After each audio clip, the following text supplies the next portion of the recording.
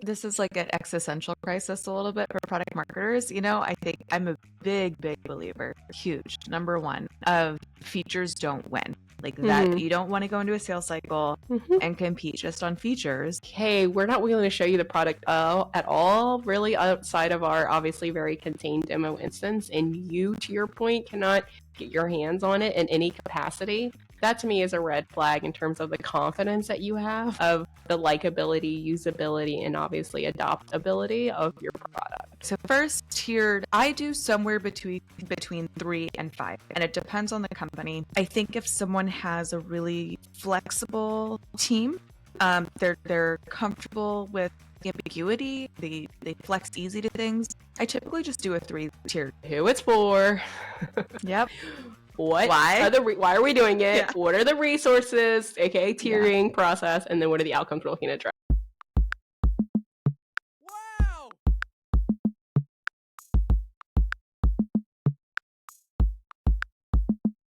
Wow. Hello. How are you, Shyna? I'm doing well. We are finally out of, knock on wood, sick season. So for anyone who has kids, my kids both got RSV, aka the whole family got RSV. Sadly, my little one was hospitalized. So we are very happy to be in spring and to be back on with you, not sounding extra manly with the clogged up nose and respiratory system. You definitely do not sound sick at all. And if you did, the microphone would elevate it. So AI would smooth it out, so I'm not worried. Yeah, exactly. But I'm so excited. Today is our fourth. Did I do the math right? Fourth episode? Okay. Fourth episode of Beyond the Valley. I feel like we're getting the swing of things a little bit now. Yeah. The first couple, we talked about lots of different topics. The third episode was a completely different format where we did actually a live teardown session, which was great with Founder. So if you haven't heard that, I encourage y'all to go check it out. But this episode is going to be focused around one topic, and that topic is product launches. It's a very, I feel like it's synonymous. Like if you hear the word product marketing and you hear product launches, they're kind of together. Like people associate them with each other quite a lot. Should they or should they not? We'll kind of discuss in today's topic. But yeah, so today's topic is going to be about product launches. What are they? When you should decide to do them versus not do them. We're going to talk about some differences between W2 and consulting, et cetera, et cetera. So without further ado, let's kick it off with what is a product launch, Shyna? Yeah, what a loaded question. Sounds so simple. Let's start with the story because that always helps kickstart conversation. That's true. I had a client who said, "Hey, Shyna, in the new year, we're going to be launching a new product. We need someone to come in and help work across product marketing, obviously, sales, CS, demand gen, et cetera, to coordinate our product launch, make sure all the messaging, positioning, sales, bill of materials, marketing bill of materials is ready to go." On the surface, easy enough. Sure, bread and butter, I'll take it on. So we get in, and one of the first things, obviously, getting on a new client, you establish the who's who, the tiger team, and who's actually, racy, daisy, whatever, ORPE framework you want to use, who's involved, who's an owner, who's accountable, et cetera, et cetera.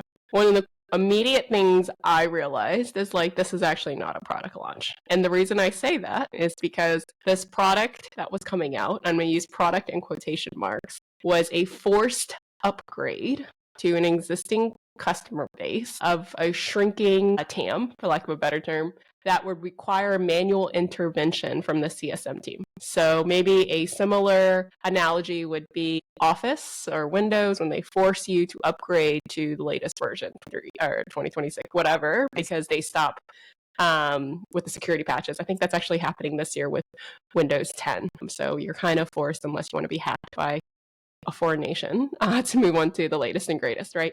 Now, the difference is, because this is B2B, and the Microsoft example obviously is just over the cloud, and it's a restart probably of your computer, which is very annoying, or money restarts. But in this case, since it's B2B, like I mentioned, it was a forced session with the CSM to help them configure your new upgrade. Product launch or no product launch? I quickly realized this is not a product launch. This is a product update. And a product update should have different goals, different KPIs, probably a different process as well than a traditional product launch. Let me take a step back by saying maybe defining what is not a product launch, and then we can go into what is a product launch, if that's okay. What is not a product launch is something that is a customer upgrade. We'll talk a little bit about tiers of launching, but many times, whether it be for security patches or new features or keeping up with the competition, or you do want to get your customers onto a new version. And that's totally normal. Probably not a product launch in the sense that it's I don't want to say forced, mandatory, but a guided, you can use whatever language you want, upgrade to a new technology platform, to a new technology version with CS involvement or without CS involvement. Maybe the metrics around that are around engagement, around adoption. So some parallels probably to a new product launch, but less about, hey, look at all the cool, exciting new things. Probably more about here's the continued value that you're going to continue to get by, drinking our Kool-Aid, using our solution, adopting our religion. What is a product launch is when, at least when I think about tier 1 product launches, there is a clear revenue and or market opportunity that this new product has to your existing TAM or a no, like I said, market segment. So sometimes, if you've gone to business school, you've done the TAM, SAM, SOM exercise, right? In theory, this thing increases your SOM in terms of the opportunity. Do you want to just tell people what that means? We may have some folks who don't know that. That's a great point. I'm sure ChatGPT will do a better job than me, but TAM stands for total addressable market. So if we use, a car analogy, everyone in America that has a driver's license, if you're selling cars, in theory, your TAM, you could come back to me and say, okay, well, within your TAM, there's probably a SAM, which is the segment addressable. So maybe it's they earn a certain income level, right? Because they actually have to be able to qualify for financing and or be able to purchase your car. So that's SAM.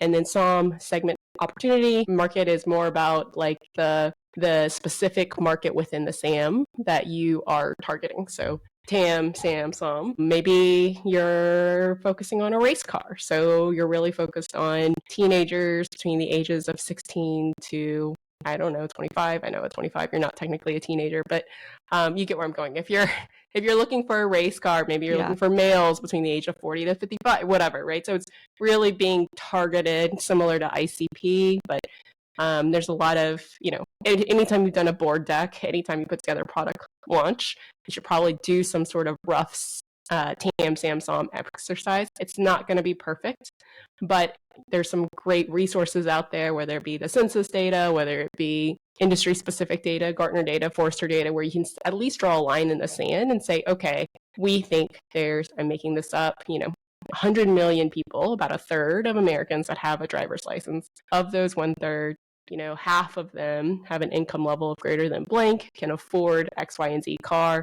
And then of that 1/2, demographically, a third of those can then afford specifically and are interested in a sports car. Mm-hmm. So all that to be said, I think from a product launch perspective, either you're increasing that SOM or you're going after net new geo. Again, those are probably one and the same, or of course, grabbing net new revenue opportunity in the market. How would you define it? What did I miss? No, I loved everything that you said. And I think there's even like some nuance too, like in the circle analogy, right? Which I think is great. Everyone go Google like TAM circle and you'll see what we're talking about. But like you have this big circle for TAM, right? And you keep going down. And then I would even say you can go smaller than that. Like, so after your SOM, you have like ICP, which is like more psychological data, I would say, like what's happening in their life to have that pain point be super urgent. Right. This person does really well in the sales cycle because you're able to really prove urgency and value and ROI, et cetera, et cetera. You may have other people who can buy your product, but they're not, necessarily in that ICP. And then even further than that, I would go even smaller, which is like, not everybody who's your ICP is ready to buy, right? There's like an even smaller circle that's like problem aware and they're actively looking for solutions. They have budget for this stuff. So like as you keep going smaller and smaller, like I understand the value of doing a TAM exercise, and I especially think, to your point, it's valuable in investor decks. And like when you're doing this big tier 1 thing, like it's important to do context setting for opportunity, and also I think it's even more important as you get into the nitty of like executing something and like taking something seriously in your business and whether you should pursue it or not, is like take into consideration the smaller circles, the ICP, the people who are actually ready for to buy in market. Because I think that bringing it back to product launches, sometimes I get the impression that many folks expect this big moment, and it's like this massive thing where you have people coming in the funnel and like you're selling, winning deals, ringing the bell in your sales office. And it's like this huge deal. And I don't know about you and your experience, but like for me in my personal worldview, I can say that there was one launch in which we had like an arguably like moment, quote unquote. And the only reason we had a moment was because we put the dollars behind a massive brand and paid and et cetera. And we were also a PLG product. So we got immediate results. It wasn't like you had to go into a 6-month deal cycle, although that did happen. There was like the enterprise cycle of things, but we got immediate signals, metric signals. After we put money, we brought people in, they signed it for free. And then we had like a walkthrough that we kind of set up for this new product that we had. What did that look like, that launch event, for lack of a better term? Was it a physical event? Was it a webinar? Was it a conference? What did that exactly look like? And then can you give an idea of what a budget would look like for something like that? Obviously the answer is it depends, but just give us a ballpark of what that investment looks like. I would say, so I've kept up with a few folks who continue to do paid. And this, at the time that I did this launch, it was 22. It was 22, early 22. And at the time, paid ads were still more expensive than they traditionally were in kind of the boom of like the 2015 era. Paid ads were like really cheap, so still more expensive than that, but arguably like not as expensive as they are today. So I'm sure that the budget would be much bigger now. I can't give an exact number, but it was a good amount of cash. More than 7 figures. Yeah. So, and I think also to have to consider like brand moments versus retargeting versus, so like as an example, one of the things that I feel really lucky to have had at that time as a resource was a in-house creative team. And so what we actually did was work with that in-house creative team to create these like brandable videos that was arguably really not about the product at all. There were some little things here and there, but it was really just like, it was fun. It was just really fun. Brand affinity, brand awareness, building. Interesting. And it was just really like, I really think that this creative team did such a great job in like pioneering what could be, like, because I see that a lot on LinkedIn now where people are investing in that, and I'm like, brand is kind of back, cool. baby. Yeah, brand is back. But anyway, so in terms of resources, we had a whole in-house creative team, which we were super lucky to have, put a lot of paid behind the brand opportunity. We had an event, like an annual event that actually happened before the GA launch. It was sort of our like soft launch. You could call it a beta launch. It wasn't definitively any of those things. It just kind of like happened at the right time. So we had that maybe a few months before we did the GA launch. And then we also, one of the things that I did, and I fought really hard for it because I actually did not have buy-in for this, which I'm happy to talk about, but I put together a like Slack community of these beta people that we got from the event and really tried to do more of this organic word of mouth kind of situation with them.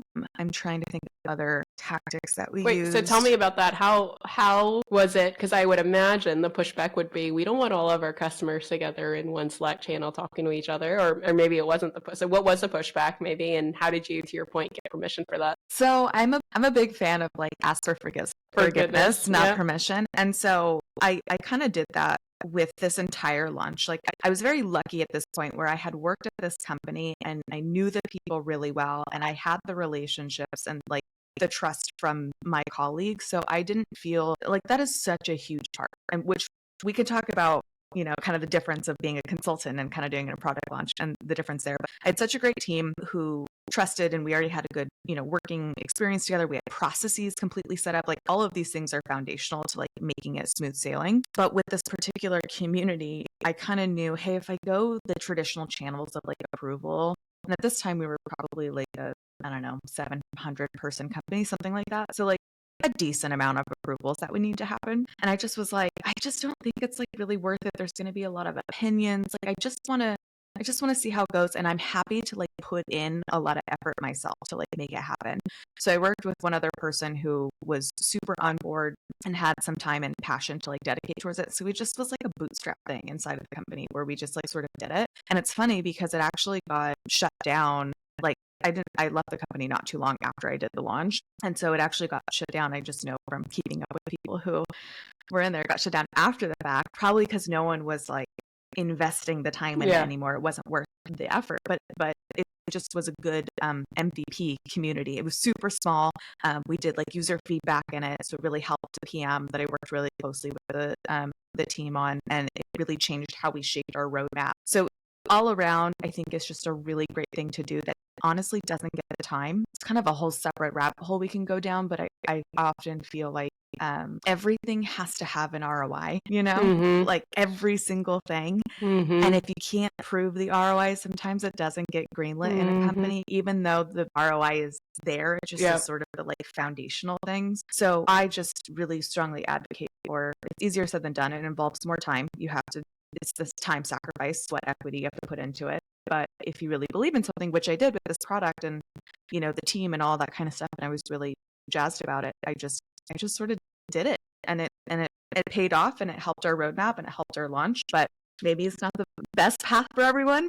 So was it like a CAC, like a customer advisory council, or was it like, what was the, I guess, give gets in terms of having these people in a Slack channel? Well, Slack was just free, so that's why we chose Slack. But it wasn't quite as formal as CAC. It was very scrappy. On the like go-to-market chasm diagram, you have the like first segment of, I think they're called innovators, right? Yeah. These were all innovator people. They were like, I am so early adopters. gung-ho Yep. about your company, about your product. Like they just were like, I will do anything to fanboys and fangirls. Yes. Which actually kind of brings me back to the point you had earlier about like, what is actually a launch? When I first joined this same company, I was doing quote unquote launches, is what they called it. But they were really just upgrades into the product. And weekly, we would send out emails, and weekly we would do releases. And there was some really great stuff in there. But I think one of the things that I would probably recategorize this as now, and I wonder if you agree, it's like I think it's a good brand building exercise just to like continuously see that you're shipping something, even if it's small updates, continuously be in contact with your customers. It really built a very loyal, very invested fan base. Was it all product launches? I'd probably say no now, but it was a good, it built a big community, and then we were able to tap into that community to use for this community. Yes. So a few things come to mind. One is, it's funny, when I started in software, which really ages me, aka out of college, we were still literally shipping CDs from Microsoft for like new versions. And to your point, back then we actually did have like huge launch events at Microsoft. So I helped launch SQL Server 2012. And like back in those days, we were still running like multi-million-dollar launch budgets, not even at the global level, but even at the local level. And I think one thing that was democratized via obviously SaaS and the cloud was, to your point, product updates. And so it wasn't a 3 to 5 year cycle anymore to ship a physical CD. It was, I can just push you updates via the cloud. So obviously, if it's, to your point, more frequent, what does that actually mean from a launch perspective? And I think, launch is a wave now more than anything, to your point. So I always like to anchor launch to a industry event. What I mean by that is like no one cares about your features and your like new product. People really care, obviously, shovel and hold, the pain, the use cases, the problem it solves. And so if you have a captive group of people that already care about the pain, the problem that are within your SOM, then in theory, that should be a great anchor as a launch wave in terms of one of the times to be able to talk about your product. Now, obviously with digital, not just ads, when I say digital, I'm talking about website, webinars, blogs, content, etc. You can continue to amplify that throughout the quarter, throughout the quarters to align to that message, right? Amplifying it on like over and over again. But I do think that, to your point, it wasn't that long ago, I would say, within the last 15 years, where we used to have these multi-million-dollar big launch stunts, like, again, dating myself, but we would, literally have like helicopters flying people in, or we would take over buildings and do these huge like building drops with, some messaging and branding. But with the cloud push, no longer physical CDs, no longer having these huge moments in time, rather a launch wave. And so that's, I think, a best practice that a lot of companies can adopt. Now, going back to your also point about launching updates and like what's too much communication? Do people care? Do they not care? Is it just infiltrating me with information I actually don't care about? I think that's when the tiering system really, really is helpful. The most natural friction between product and product marketing is probably around product launches, because obviously product and engineering have spent a ton of time traditionally working on new features, and they want you to shout loudly from the rooftop about every single one of them. And obviously, going back to our conversation, that may not be the most fruitful approach, because if you're everything to everyone, or if you're shouting loudly about everything, you're effectively nothing to no one, or, not actually amplifying the most important messages. So I know you've done quite a few tiered launches and at least creating that structure. Can you talk a little bit about how you thought about a tiered launch approach? And I think the most important piece that'd be helpful is like, how do you get buy-in across the organization to align to a tiered launch approach, and it just doesn't sit on a slide somewhere that we never look at? I have so many thoughts on that. Okay, so first, tiered, I do somewhere between 3 and 5, and it depends on the company. I think if someone has a really flexible team, they're comfortable with ambiguity, they flex easy to things.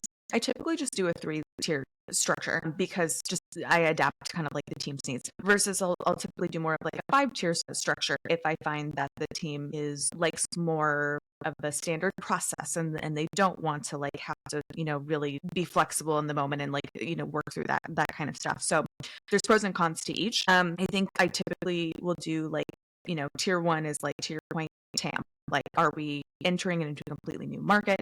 Tier 2 is sort of like, it might have incremental revenue impact, but not substantial. So like maybe it's a really good upsell movement that you can do, but it's not really something that brings people in the funnel, but it still could be something that you can amplify to your existing customer base. And then tier 3, and again, I'm using the 3-tier system right now rather than the 5, but tier 3 is like updates. It's not related to pipeline at all. It might be a nice to have. It could be usability and experience, all things that lead ultimately to retention. So even if something doesn't bring in net revenue, it should either do net revenue and retention, or if you're not bringing in net revenue, it should at least do retention. And so all of these things are important. And so I think it's about reframing and like doing internal positioning.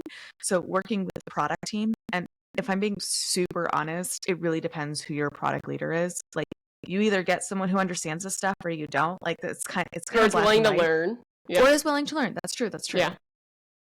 And so I find that it is magnitudes easier if you have people who have already done tiered launches and you don't really have to explain it. But if you do, then honestly, I think it takes multi-months, and it depends on if you're new or not. If you're someone who just got hired, or you're just being brought in as a consultant and people don't understand the value of tiered launches, I probably wouldn't recommend rolling it out immediately, because it's going to not reflect on you all that well. So it's a little bit of like reading the room kind of. Yeah.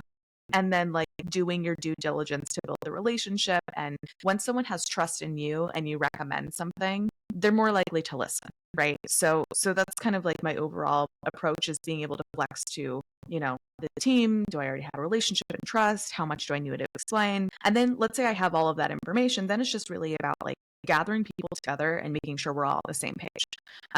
If you don't have to do any more buy-in stuff. Now it's more of like, I would call it enablement, but it's like not just the sales team, it's everyone in the org. And this is where I find a couple of things are really helpful. One is a deck. I'm a big fan of decks. I know it's controversial. Some people hate decks. I know Amazon is like anti-deck. So it depends on the people, the company. I really like it because it's more visual, and I think people learn visually a little bit easier. So I typically do a deck outlining like what all the tiers are, etc.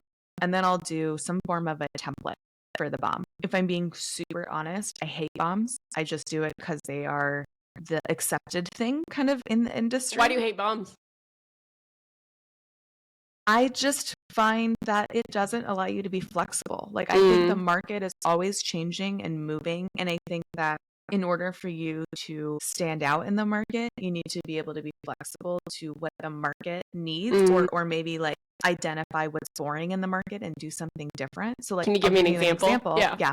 I'll give you an example of LinkedIn posting, right? 5 years ago, you could totally post on LinkedIn and be like, we just upgraded, yada, yada, here's our latest launch, blah, blah, blah. And people would pay attention. People don't do that anymore. Mm. LinkedIn is really crowded. If you go, unless you're like the CEO of Canva's making a post about like a product launch, right? Like to an existing audience they've already built up, which is a whole nother thing. But if you're just random Joe Schmo and you're posting on LinkedIn about your company doing this product launch, in today's LinkedIn environment, that will not do well.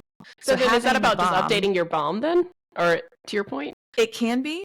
I think of it a little bit like updating positioning. Everybody goes, yeah, you should update your positioning, especially for an early stage company, every 6 months or whatever. And then it never happens. In theory, yes, you should update your bomb, you should change, etc. I think there's also like the cost of changing. So if you're a small, scrappy startup, you can totally change your bomb. You probably don't even have a bomb because you're a scrappy startup, but like you could probably change it. And it's really simple. You try going to a huge 40,000 person company and saying, I'm going to change your bomb, and you're going to get a lot of weird looks, being like, what the heck are you doing? I see. So I think, and also too, it depends on your resources. So like, let me give you another example, which is, for the launch that I did many years ago, we got very lucky in having an in-house creative team that most people did not have. They didn't even outsource to agencies. It wasn't a thing. So we were able to break through the market a little bit because we had this like really unique creative thing that just people hadn't seen before, like personality for B2B. That wasn't a thing. So we're able to break in that way. I see now that that's starting to kind of become a thing, right? Like, yeah. I think Clue just released some stuff that was pretty cool. And so anyway, all that to say, it changes rapidly and depends on your resources. If you don't have access to that on your team, then like you have to adapt too. It's not just like a tried and true playbook that can be copied from one company to another, which you could argue is one of the reasons you really need an experienced product marketer to tell you like, what that bomb is. But I'll get off my soapbox here. I have a lot of opinions, as you can tell, about as you should about product launches. But I'm just curious for you, like, do you find that you have good candidate for product launches versus a bad candidate outside of the tiering structure? I know we were talking about tiering structure, but just if you're going in. Actually, let me backtrack. Have you been asked to do a product launch as a consultant? I have. Okay. But let's take a step back. I think I want to just finish out what one of the things you were talking about, which is just the bomb, or in general a tiered structure, or just the product launch structure and the size of company. So I would totally agree with you. I think anything like Series D-ish, and obviously Series almost makes no sense now in terms of the numbers are getting so big, but there's probably at least some process already in place that you can or cannot change. Obviously, the higher you go, and depending where you are on the totem pole, it may be more and more difficult. I think Series B, Series C is where you probably have the most opportunity to influence creation of structure. What I mean by that is there's multiple product managers now who are all vying to get product out and want you to sing loudly from the rooftops about what they're working on and building.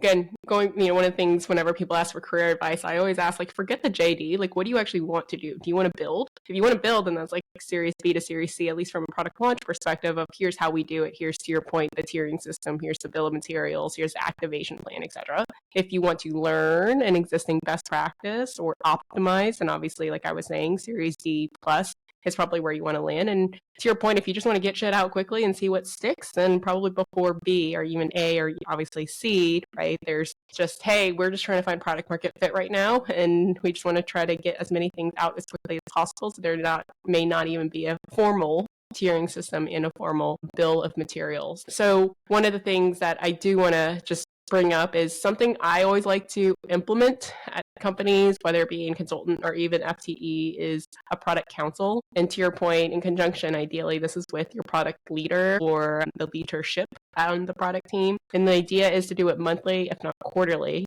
And you literally just review the roadmap. And let's say you have 10 things on your roadmap, and we all sit down together and we do a really few critical, simple things, which is, who is this launch for? Especially if we have multiple audiences. What is the tier of this launch? AKA, what is the resourcing then that we dedicate to this launch? And then number 3, how do we measure, and this is obviously related to 1 and 2, the outcome and success of this launch? And it sounds so simple, and it sounds so, like I said, rudimentary, but you would be amazed at how much misalignment can happen as soon as you get larger, right? So the top thing I hear often from product managers is, this is for our customer. And then I'm like, okay, which customer? The buyer, the user, the IT team? Like, who is this actually for, right? So I always like to run it from a product marketing perspective, and it's just literally like, the expectation is, going back to the Bezos, I guess, methodology, everyone has reviewed. Number one, product has submitted an official internal product roadmap. Number two, everyone has reviewed that ahead of the meeting. And then number three,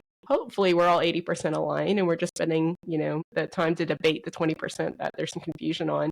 But if not, then we will go line by line on this product roadmap of tier of launch. Sorry, who is this for? What tier is this? AKA, what's the resourcing? And then what's the outcome? And what's the KPI? And what does success look like? And the last thing I want to talk about as it regards to product council is, I call it the shit moment.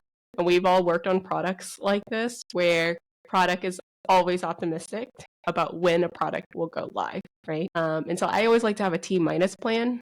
Like T-minus 8 weeks, T-minus 6 weeks, T-minus 4 weeks. And there's a few critical steps that generally need to happen before product launches. An obvious one is you want to have some alpha customers, you want to have some beta customers, and then you want to figure out and have alignment with product on what is the feedback or minimum threshold, whether it be NPS, whether it be bugs submitted, whether it be quantitative or qualitative, insights as to when we get the quote unquote green light to launch. And then I call it the oh shit button of who, aka which exec, VP of product, VP of product marketing, can pull the latch, for lack of a better term, to decide, hey, we're going to postpone this launch because product isn't ready. We weren't able to get enough beta customers, or the feedback we've gotten so far has not been positive. There's too many bugs, whatever it may be, right? Localization, translation issues.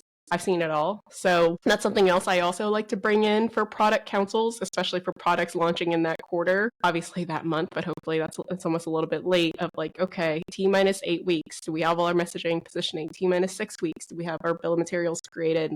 And generally T-minus 4 weeks is when I allow for, and again, every company is going to be different depending on your sales cycles and obviously your industry events, but that oh shit moment of like, are we go or no go on this launch? And that, I would argue, from an alignment perspective, is the most political at times in terms of, depending on size, again, of how you want to do this. Obviously, when we're at Microsoft launches, they're probably baked in at the beginning of the calendar year, and you're not really moving them. Obviously, once you get to series, I don't know, E onwards, it gets really loosey-goosey sometimes in terms of what is a launch, and more importantly, how committed are we to the launch date, right? If you're doing PR, AR, for example, for your launch, you probably need more than 4 weeks to really bake in the storylines, bake in the excitement, bake in the energy to get coverage, right? And pitching, obviously, reporters and analysts and stuff like that. So that's something I really, really, really suggest that product marketers do as part of their launch, and I see it's missed all the time. I call it the T-minus plan. I love T-minus 12 weeks, what should you be doing? T-minus 10, T-minus 8, T-minus 6, and that's something that, like I said, is dependent upon the tiering, because it's going to look different dependent on the tier of the product launch. And then the other thing is, like I said, what's the oh shit button? And then being super aligned through a product council on what is launching, to whom, at what time, and then more importantly, how do we assess the success of this launch? Because one of the things I've seen also, and going back to the concept of launch as a wave, in companies that can be political and dysfunctional, which to some extent is all companies, you start getting some finger pointing of that misalignment between product, marketing, sales, and demand gen of like, why was this product not successful? Well, was it because the product itself was buggy? It didn't have product market fit to begin with. It was just a catch up Me Too feature set to our top competitor? Or was it truly, the positioning and messaging was completely off? Was the pricing completely off? Was it demand gen that didn't amplify the message correctly to the right people? Was it sales not being trained? My point is, you can point a lot of fingers very, very quickly and brightly to why a tier 1 product launch wasn't successful. And it's a very visible and often expensive failure. And I just suggest that you bake that into your plan. And, there's quite a few products I think we can all think about from a SaaS perspective that have, made that, I don't want to say flop, but maybe it wasn't as successful as people anticipated, right? Like, a simple one that comes to mind is like the SurveyMonkey brand to Momentum, and then, or Momentive or whatever it was, and then moving back to SurveyMonkey. Now, obviously that was a brand shift, but they were trying to bake it in with product as well, right? And so that's a tough thing what they did. And I really do admire like the cojones to go do something that exhaustive across brand to product to obviously marketing and positioning. And obviously they ended up defaulting because they had such strong brand equity and such a great product that people loved and was quirky and fell in love with and was enterprise ready, even though they felt like SurveyMonkey was not. And my point is, obviously I wasn't in the room, but I would imagine really smart product marketers who were in the room, if we're running a tight process in terms of, okay, let's be really clear about, did we collect the data from our alpha and beta customers that this product is ready to go? There's no bugs. We really see the value. We're likely to recommend it. We're willing to pay for it, whatever. Like I said, quantitative and qualitative. Then we can catch a lot of these things before they become public and obviously, not necessarily driving the outcome that we want. Yeah. As you were talking, I'm even thinking of the difference, you said something along the lines of like your T minus and like if you hit an oh shit moment, not launching the product. And I'm trying to think, I don't think I've ever had in my entire career, consulting or full-time, ever had leadership green light some sort of, because I haven't called it like an oh shit moment or like a T minus, but it's been something similar where I say like, hey, what happens if XYZ doesn't happen by this date or whatever? And I have never had oh yeah, we'll support you if this needs to be, killed in the water or postponed or whatever. It's like, no, this needs to happen. This needs to happen. Do whatever it takes to like make it happen. So which is totally fine, but part of the product council is also, okay, then what are the KPIs that we're expecting if we're going in this direction? So I'll give you a simple example. I've done 2 product launches now as a consultant, where essentially through this process that I'm talking about of establishing T minus, it became very, very obvious that there was no beta program. Basically, they were just very building something, and then shipping it to market and be like, we'll fix the bugs, we'll continue to work on it as we go. And so to your point, the conversation that I had with the leadership team is, that's fine if we've decided that we can launch product without a beta program and without beta customers. And it's not even about bugs. Forget bugs. It's literally like, does this solve a problem that we're willing to pay for? Or are these me too catch up features, et cetera? And do I like it? And do I recommend it and all that stuff? And do I find it, obviously adoption and retention. And so that's a very come to Jesus moment with the leadership team of, okay, that's fine. But here are the risks associated with that strategy. And here are the KPIs that I'm lowballing because we don't even know if this is something people like or want to use. Yeah, absolutely. And I think it brings up a good point on like, product launches I often see be sort of booted to, someone 1 to 2 years in their product marketing career. And I think you bring up a good point in all of this, which is a direct line to leadership and like having not only the buy-in with your own boss, whoever that might be, product marketing, CMO, whatever, but also across the entire org. And I think it's very rare to find someone who is very early in their career, product marketing career, et cetera, who has that ability to like go into a leadership meeting, be able to hold their own, be able to really challenge in a respectful way and not only align, but empower everybody to come to a conclusion that is best for the business. Because that's ultimately like what you're wanting to do as you go in and challenge these things. It's not just because you don't want to do a product launch, it's because you want what's going to ultimately be best for the business, right? Yeah. So it is a challenging thing that I see a lot where people just don't have the leadership, the dotted line to leadership. They're not in the room making these decisions. Or to your point, it's the wrong skill set. Like they have someone who has basically a Six Sigma background. So like they're amazing project managers and I will take nothing away from that. However, if you don't have the context as to understand and seen enough of these of what's the oh shit moment, what are the things that can go wrong, what are the expectations that are misaligned, et cetera, then you can get into a little bit of a hole. And also what I found is like there can be panic as you get closer to launch if people feel misinformed or misaligned, right? What I mean by that is I've been on a few launches where, to your point, leadership either hasn't been involved or they've only been getting, let's call it Six Sigma updates, aka project management updates. And then we're 6 weeks, a month away from launch, and they're like, "Where is everything? Where is the positioning doc? I hate this. Like, who okayed this, right?" And then it becomes all hands on deck. Not a fun, obviously, race up until that first launch event or that first launch wave. So, yeah, I think that. And like, I want to take a step back. I recognize that we are not working in, like I said, physical software shipping days where you have a 6-month RDP, release development program. Is that what we used to call it at Microsoft? Anyway. We're not talking about 6-month betas and stuff like that. Like I get, time is obviously of the essence. And I think you can balance having an alpha program, having a beta program. You can shortcut to our earlier conversation of an informal CAC. There's probably ways kind of around it. But I do think that a lot of B2B software companies, in the spirit of thinking that feature differentiation is going to get them to market, start playing catch up with Me Too features, and they package that up as a launch, and then they're surprised when it flops, or flops is not the right word, but maybe it's not up to the expectation that they were hoping for. And I always come in and, to your point, like, have to play bad cop or set expectations that, hey, if you're really just launching a feature set that's Me Too, that you copied from a competitor, you can't really expect it's going to outpace your competitors, especially if you haven't done an alpha beta program, especially ...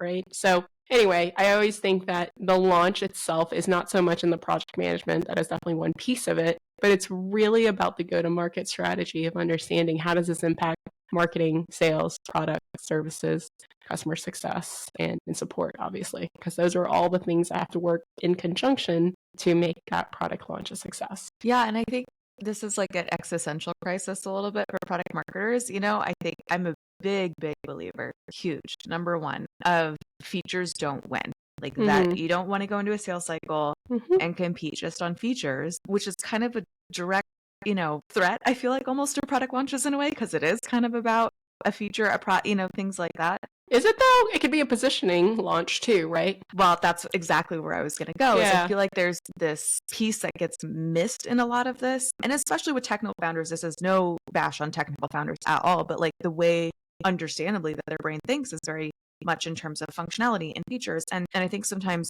it can be a bit of a challenge to frame it in terms of like what's the story, and the story isn't about the feature. And then when you go to market, and let's exclude, a one big launch moment, but just in general, like continuously delivering campaigns that reiterate the message, the positioning, the broader kind of brand vision, all of these like bigger pillars. And then the product launch, feature launch, whatever you want to call it, sort of rides on those coattails. I always find performs a lot better, but it's very hard to track. Because again, everybody wants something, they want to know what is the exact ROI of this thing, and everything has to be unique UTM linked so that we can like attribute it the right way. We're like in an attribution like rabbit hole, I feel like, the last couple of years. So I'm just curious, like this is something that I struggle with all the time. Still, I don't have an answer for it, because I think you need both, but like where's the line? I don't know if you've given this any thought at all. I think to your point, especially with, obviously the LLMs and Google, let's call it click-through traffic going in the toilet, it is what it is. To be fair, they're also disrupting themselves and cannibalizing themselves, as they smartly should be. There is less probably emphasis now on, to your point, the metrics. However, I think it's going back to the idea of product council. What are the outcomes and KPIs? It's still it's the easiest thing. Let's use that language that people can point to say that launch was successful. But to your point, I argue it's the long tail, right? It's a lagging indicator, AKA what are the leading indicators that this is going well, right? And some revenue, pipeline, those are lagging indicators. Leading indicators could be, hey, these are the number of meetings that we booked, or this is a brand story, this is a brand amplification, this is a partner engagement, etc. So I always think the companies that have really nailed this are the ones who have told a company narrative and a company vision, and then every product launch that they have ladders up to that. I'm going to use a huge macro example that maybe everyone knows, but like Amazon, if you guys recall, they first started AWS, they taking us into the dark ages of pre-cloud. It was like 3 layers, right? It was like IaaS, infrastructure as a service, platform as a service, and then SaaS, obviously, right?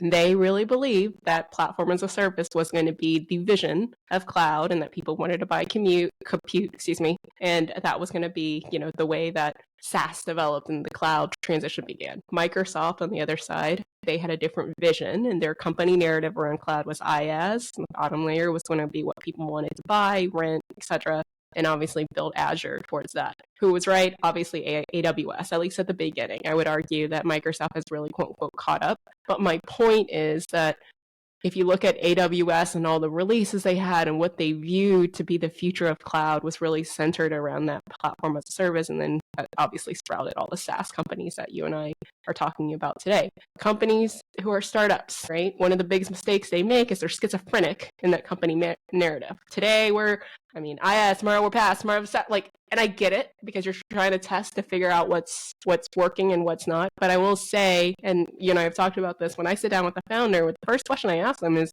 you've crushed it, 5 years, 10 years from now, your investors are thrilled with you. You're ringing the NASDAQ thing, confetti is falling. What have you done? What have you built, right? What is the company narrative that you deeply believe in? And therefore, all product, all features, and ladder up to that story.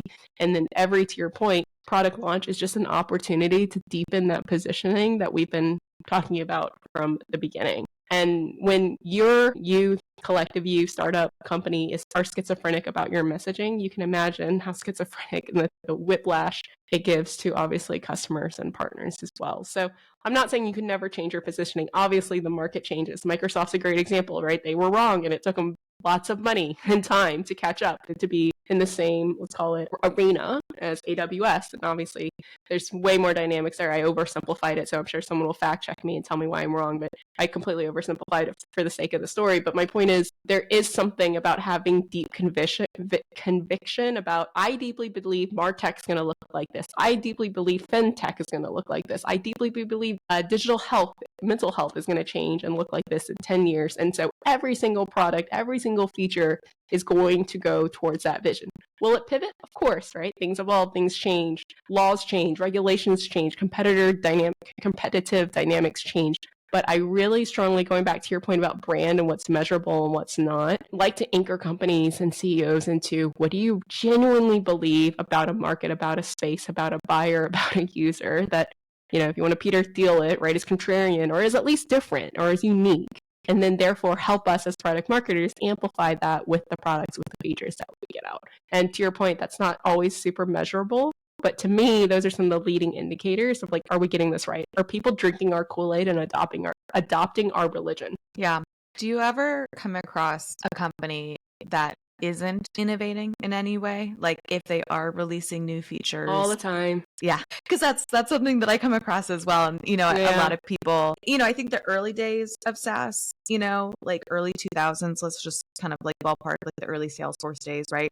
Like product launches were like kind of this really huge thing, right? Yeah. To your point. The barrier to build. Barrier. Yeah, the barrier to build was much higher. And now I'm finding a lot of founders, product teams, companies as a whole find it really, really challenging to do innovative stuff. So I'm just curious, like, do you come across that? Is that something you like point out in a very obviously respectful and nice way, like how to pivot, and maybe not spend as much time on shipping something that either already exists or is really easy to copy or accept? Well, the answer is it depends, as with all hard questions in life. But I totally agree with you, especially with those like AI coding, co-builders, co-pilots, whatever agents, whatever language they want to use this month, like the lovables and cursors of this world. If you're just asking it the similar prompts, it's going to help you solve the problem in a similar way from a baseline architecture perspective. So to your point, I actually think that problem's only going to get more and more pertinent and bubble up more. I think one of the biggest, to your point, underrated differentiators that B2B SaaS companies don't use, because to your point, it's not necessarily measurable to revenue today, is community. You talked about it a little bit with your Slack community. I always tell people this, right? I'm very transparent. When I was at Marketo, I don't think we had a better product. I don't think it was more usable. I don't think there was true feature differentiator that was like 100 times better than anyone else. And to be honest, we were competing with Oracle and Salesforce. So you can't tell me we were differentiated on price either, right? Like those big guys will just drop their pants on pricing to win market share. So ultimately, one of the reasons we won is because people, when I say people, marketing operations, demand gen leaders loved Marketo.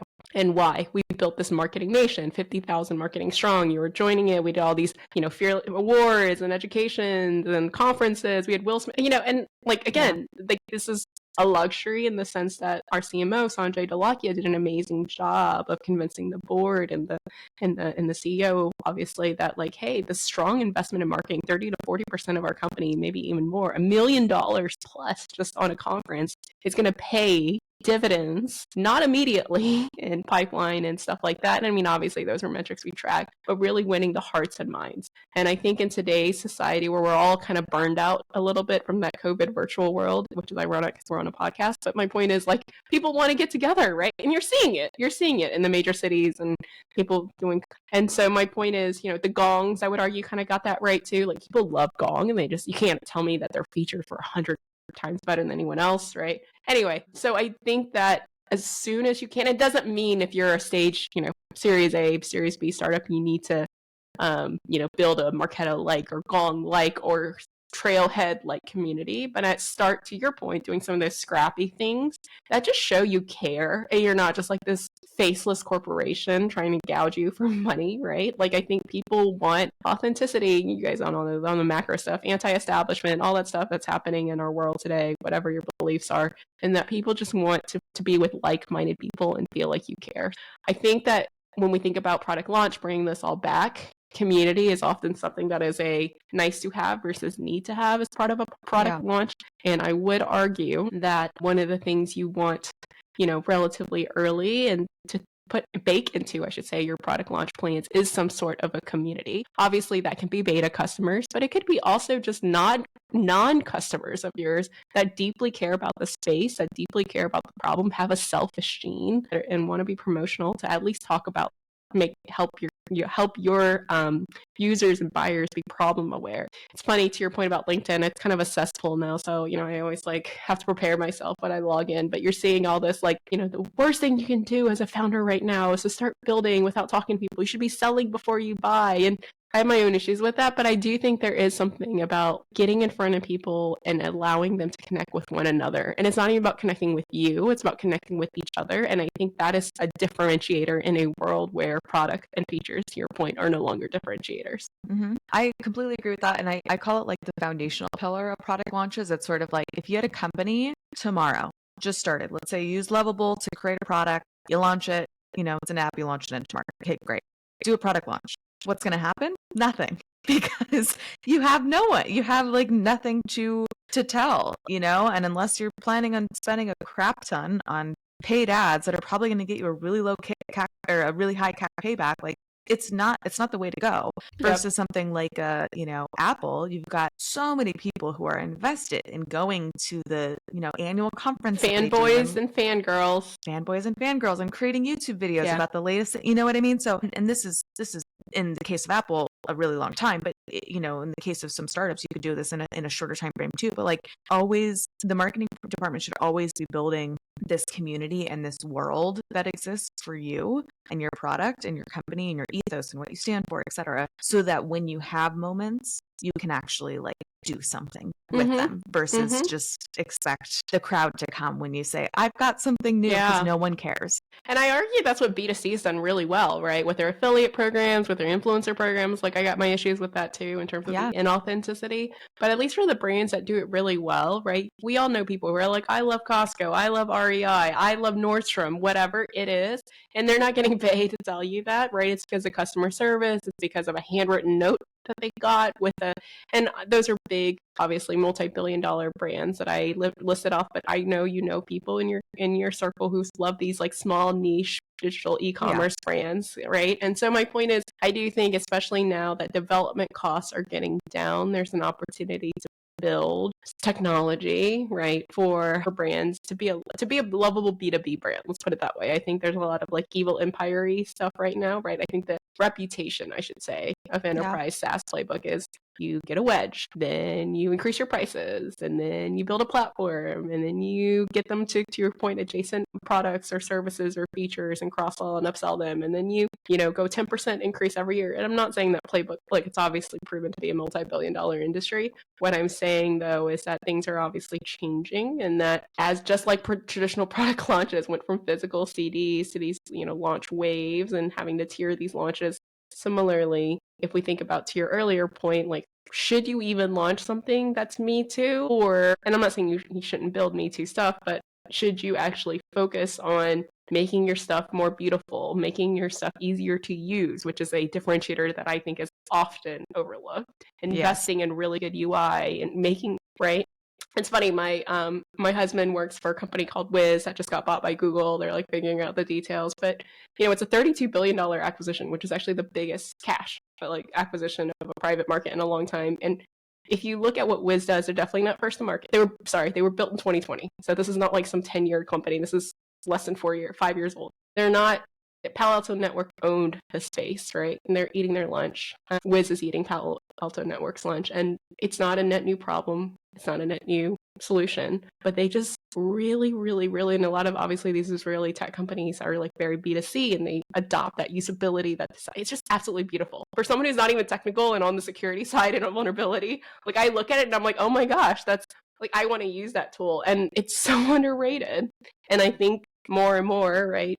B2B SaaS shouldn't be, well, it's just going to be shitty and ugly to use. Like it should actually, and I know you have a lot of passion around this from a product lens, be easy to use so that you don't have to go learn its quirks and then, be able to onboard. I mean, even Riverside, which is, an Israeli company, and that we figured out in a relatively short amount of time. You could argue it's a B2C company, but still my point is that's a page also outside of influencers and affiliates that I think B2B should and can and have started to adopt. I'm curious your thoughts. Well, I have many thoughts on this. I think I'll answer a common misconception with that, which is like we only need a really great product experience if we're going really hard in PLG. And I want to like just completely just throw that out. Like throw it in the other room, throw it in the trash can. It's done. I have seen so many like companies who sell to enterprise have no desire to go PLG at all, have a really long implementation cycle. And I always love to point them to Amplitude because I think Amplitude is such a great example of this. Yes, they have PLG, but I want to use their PLG to determine actually how you can shorten implementation and how user experience you can actually teach people how to use your product without necessarily wasting CSM resources and save that for like bigger moments. Their time to activation is I think 30 days, which for a B2C company, like if you download an app, you really want to get activated in the either first usage or the next day. It's really quick turnaround. But for something like Amplitude, which, you have to put a lot of time into connecting things. I was going to say, put data into your own data into Amplitude to make it even useful for you. Exactly. And so if they can do, PLG and have their time to activation be on average 30 days, and I'm sure, they've got a really robust CSM and solutions implementation too. I don't know exactly what that looks like. I'm just making guesses based on their PLG motion. Is they're actually able to, I think, prove to the market that if you put the time in, you can actually create something that is mostly self-serve. I'm sure they still have enterprise and CSMs and solutions and all that. And so that's actually probably a great lead gen for them, their PLG motion, right? Oh my gosh, huge. Yes. I love everything Amplitude is doing. They do a great job with like community, to your point too. They've really set themselves up as like leaders for, activation, retention, like all of that kind of. If I'm recommending any articles, it's usually Amplitude articles. They've just done a great job. But my point in all of that is I use that example to any founder that I come across who has a product that they're trying to sell only to large enterprises, maybe Fortune 500 type companies. And their answer is always, well, we don't want to show our pricing and we really want to handhold them through each step of the process. And I always go, they sound like two red flags to me. I know. And I get it. I do get why they think that initially. I think it's a logical point to get to. When you're like, they're big deals, they're slow enterprise companies. Of course, it makes sense to go really slow. And I think it makes sense. But then when you dig into it and you start testing and hypothesizing, well, could we actually guide them without a CSM in this? Could we actually make this a little bit more automated? Could we do this? And you start testing things. And sure enough, you're going to uncover that there's a good portion, it may not be 100%, but a good portion of things that you can actually totally hand off to the end user doing it. And as we all know from trying software ourselves, if you have someone else do it, you're not learning. Like you can watch it all you need to, but like it's until you're actually doing something with your own hands and experiencing that value and then it sticks for you. That is truly how you get to a product that people love and recommend and renew, right? Especially as budgets are shrinking and everybody's going, what can we get rid of? Your product's on the chopping block if you don't have a good product experience. I'm sure I have a whole episode we could do on just product experience and how product marketing can play into that. But yes, to your point. Hot takes and red flags. That's a good section we should do. But my hot take and red flag, I guess, for this week is like, if you can't give your customer a trial, at least guided, go back and think about UX and usability. I understand there are some products that are, to your point, so complex that it does require some onboarding. Great, have a POC. But if it's just like, hey, we're not willing to show you the product at all, really outside of our obviously very contained demo instance, and you, to your point, cannot get your hands on it in any capacity, that to me is a red flag in terms of the confidence that you have of the likability, usability, and obviously adoptability of your product. So yeah, I think that that's tremendously undervalued in B2B SaaS. Yeah, that's a good takeaway. Another good takeaway that I heard you say earlier was like the product committee. I had never really Product council. Product council, sorry. Yeah, yes. either way. Product council, because I think it's so valuable. And also too, like to your point, the BOM can change. I think what I'm also kind of pattern matching as we're talking through all this stuff is like the foundational pieces are really important and necessary, right? Do you have even someone to market to? Do you have a team to support you? What can you do on your own versus what are the resources you have at the company to do that? I think it's also really interesting. I don't know if you have a straightforward answer on this. Should a consultant do a product launch or it's not? Hard.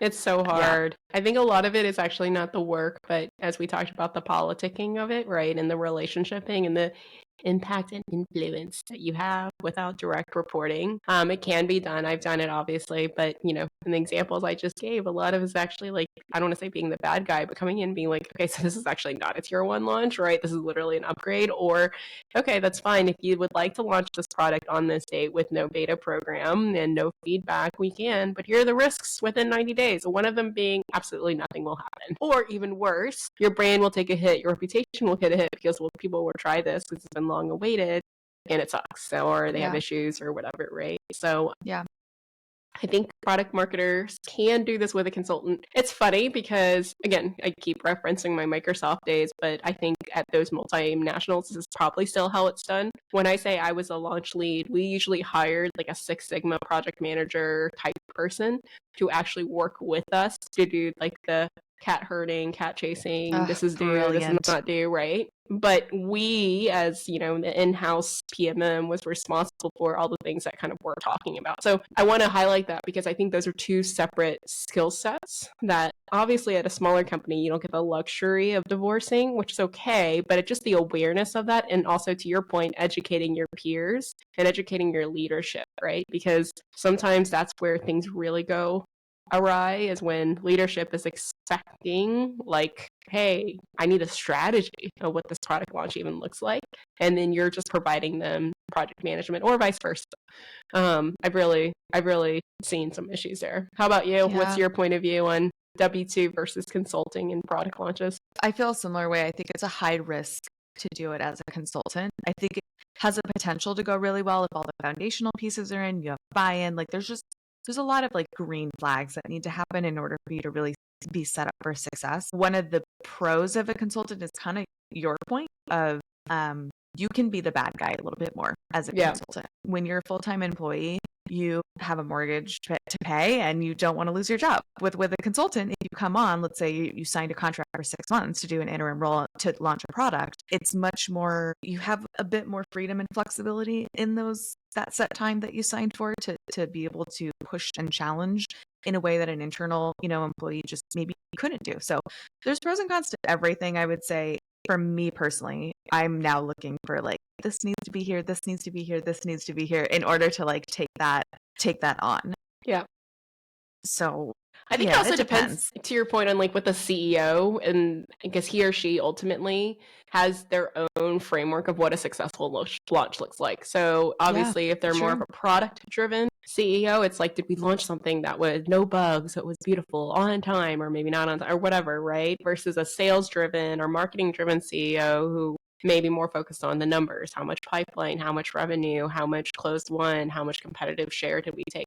And again, the answer is probably somewhere in the middle, but I think knowing really clearly what the expectation from the leadership is of a good launch. And so one of the questions sometimes I'll ask of like, hey, give me an example of a launch that outside in you think went really, really well. And if it could be a competitor, it could be something not even in SaaS, like I don't care. I just want to understand what good looks like to them.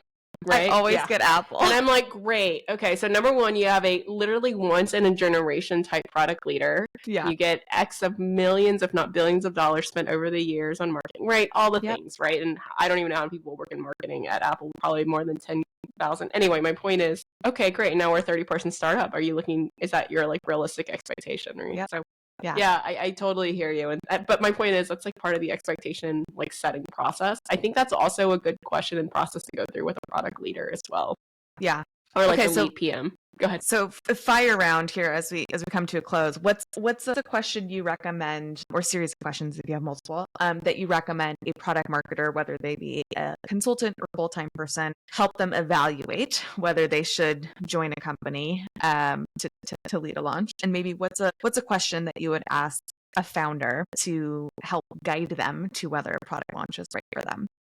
So one is to join a company, and then the second is to guide so, this is my whole philosophical take. I'm going to get a little bit of like know thyself and know what's important to you, because there's going to be no company that's perfect, right? Whether it be product or whatever. Shit sandwich, exactly. Well, one of the things that's important to me in terms of should I join a company is there organic pool in the market, aka product market fit for this product. And so one of the things I would ask the product manager is like, when you build products, what is your process? Like, where do you gather the data? What is your data gathering process?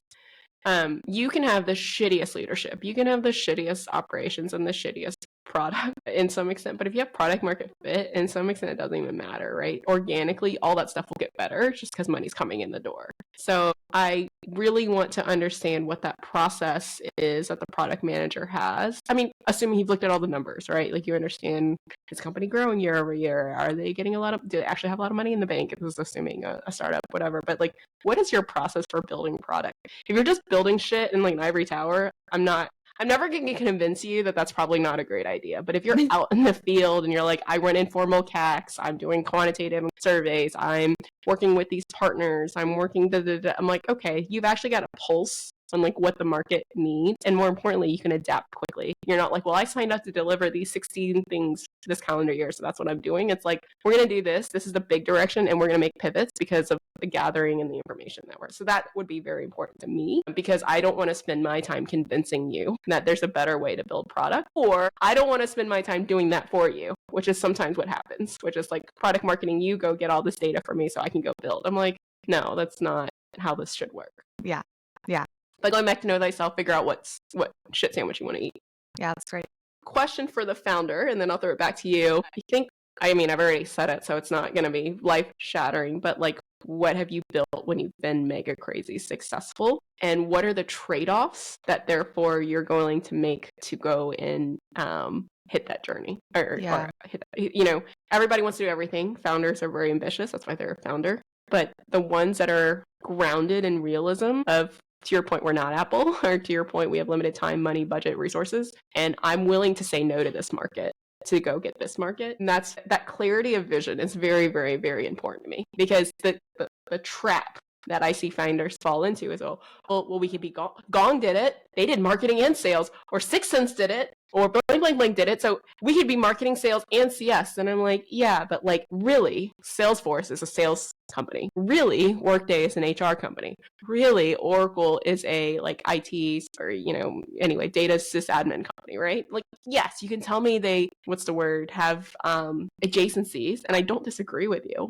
But it took multiple years and millions and billions of dollars to go through M&A to go get into those companies. But at the core, they believed something fundamentally, the founders, and built for that. So what are you willing to not get distracted by, aka sacrifice, at least until we've achieved this thing? And then, because otherwise your job as a product marketing is going to be chasing yellow balls, like shiny yellow ball syndrome. And I don't want to do that. It's not that fun. It's stressful. Yeah. Yes. You get that late email text, right? Of like, I was reading this thing on LinkedIn. I think we should go after marketers now. And you're like, fuck. Yeah.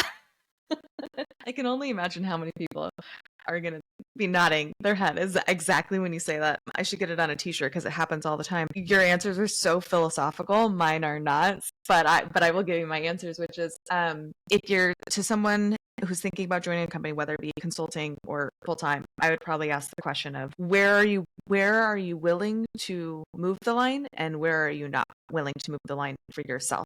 What I mean by that is, like, I think oftentimes product marketing can get into you do everything. Mm-hmm. You're project managing, and you're doing this, and you're holding the PMs accountable, and you're working with the data team to get analytics. And sometimes it becomes, at least in my experience, maybe I just take on too much, but it becomes this overwhelming thing. We're here Dumping doing- ground. You become the dumping ground. Yeah. Exactly. And so I think I would just probably ask fairly clearly to either the hiring manager, whoever you're talking with, like, what do you see as clear product marketing responsibilities versus the responsibilities of other people on the team? And you'll quickly ascertain, like, do they expect you to be the savior of the product launches in the company, or do they have a realistic expectation of what product marketing brings? So that's one question I would ask. For a founder, I go back and forth on this. I think your question about sort of the trade-offs is a really good one, even just for the whole company as a whole, unrelated to product launches. For product launches, I probably would say, do you want it good, fast, or cheap? You can pick two. Like, which one do you want? Do you want it really good and really fast? That's fine. You got to put a lot of budget. You got to spend this on over here and do this and do this and do this. And, it doesn't have longevity to it. You have to know that too. Do you want it, fast and cheap? It may not be very good, but we can get it out the door, and for a reasonable cost. So I think being realistic, again, it's a trade-off question. Yeah. Just kind of in a different way. Being super realistic about like what is reasonable with the resources you have and what your expectation is in terms of like, we launch this product, it's 3 months later, what has happened in your mind? Yeah. And really making sure that you're setting appropriate expectations. And then I would say for both of those, an additional thing I would do is challenge, and in a respectful and kind way. But I think it's really important to see before you sign on with someone how they respond to being challenged. Do they get really defensive and try to shut you down? I think it's a red flag and you should walk away no matter what. Is it like they're really open to it? They need data, Are they like, how are they responding to it? Because that'll really, it gets very stressful sometimes in product launches. Yeah. And you want to work with people who aren't complete assholes. So welcome to Beyond the Valley Dating Advice Edition. Yeah, exactly. All those things. Yeah, absolutely agree. How they respond under stress. I would add one caveat, at least for me, which is like some people I find need a lot of data, but they can't make a decision. So it's also how, to your point, some people just like to debate for the sake of debating. And I shouldn't say for the sake of debating, but analysis paralysis. Maybe that's the succinct way to say that. So that's something that's important, especially for a founder, right? Because like we just got to move fast, and 80% of the data will make us choose one way or the other. True. I mean, this is a whole other topic and probably another podcast, but something I hear more and more now is people getting so burned out in FTE roles, whether that's leading them to chief consulting or whatever. And I think that burnout really is largely attributed to mismatched expectations. And that's what kind of we're talking about with these questions, right? Of really understanding the shit sandwich of what you're getting yourself into, and also knowing yourself of like, what is the job you actually want to do? Like if you want to manage a CEO and help him or her come to decisions with a lot of data, and that's how they operate, there's a great match. If you like to move, to your point, fast and get shit out the door, and your company just doesn't operate that way, you're going to be very frustrated, right? And to your point, if you want to learn the product, I want to say management, your line is flexible, to your point, and you can do the whole thing from gathering requirements, understanding pain points, understanding use cases, creating, project managing an alpha, beta, etc. Then you're going to love that product release cycle. If you hate that crap and you just want to focus on the outbound marketing stuff, right? Anyway, so all that being said, I know it's a tough job market, and to your point, choice is often a luxury, but I do think at least setting yourself up for like, okay, I'm not going to be miserable for the next 2 years, 18 months, whatever I dedicate to this thing. What is the realistic expectation of my day-to-day? Just so I know what I'm getting myself into, right? Yeah. I think that realistic, to your point, I think you brought this up in like episode 1. What's the shit sandwich that you're like willing to eat? And I keep coming back to that. I use it all the time, by the way. Like I'll like say Elizabeth to my Gilbert sister, came up with it, so I can't take full credit for it, but yes. Oh my gosh, but I love it, and I've been using it ever since you introduced me to it, because I think it's just so true, and we get caught up sometimes in finding the grass is greener on the other side moment. And this comes to product launches, but just in life in general. So another week of Shyna dropping some like philosophical I don't know about knowledge. that. I think it's, after working with, 50 plus clients it's crazy. I was reflecting on this the other day. I've almost been doing consulting for 10 years, which is like wild. You just start learning, at least for me, finally, to not start taking things so personally sometimes. And I think that's hard because like my husband's in sales, I think I told you. So, he, if he sells something, he loses the deal, it sucks, but it's like not, I didn't like you personally, where obviously in consulting, you can, because you are the product, right? Or you are the service at least. Yeah. And so a lot of it is being realistic to your point of like, what are the expectations that were mismatched potentially? And also you're just not for everyone. And that's in general life, probably life advice. But from a product launch perspective, bring this thing full circle. Product launches fail at the beginning. No, I'm serious, right? It's like if you don't have aligned expectations and outcomes and resourcing and tiers, etc., no matter how awesome your launch is, someone else is going to be like, ooh, I thought we were doing this other thing with it. And so part of it is that whether it's product council, whether it's win rooms, whatever the process is that you do, formal and or informal with your core team, I always call it a tiger team, whatever, make sure you invest that. And I always tell that even as a consultant, when I come on and do these things, I'm going to be like, I spend a lot of hours up front just having all these conversations and making sure we're on the same page. That way, when things do go awry, which often things do during a launch, right? Features don't get released, bad feedback, competitors launch the same damn thing a week early, like whatever, we're all on the same page of what our plan is. And then, like I mentioned earlier, the T minus. Yeah, I love that.